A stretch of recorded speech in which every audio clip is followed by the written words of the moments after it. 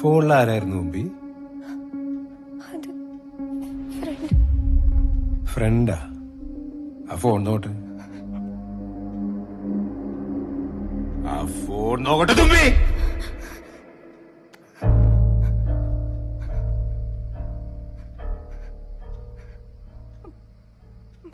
ആഹാ, Kalba. കൽബ് എന്നാണ് ഫ്രണ്ടിന്റെ പേര്. പറമോളെ, ഈ കൽബ് എന്ന് വെച്ചാൽ എന്താണെന്ന് അറിയോ നിനക്ക്? അറിയില്ല? അറിയില്ല? അറിയില്ല.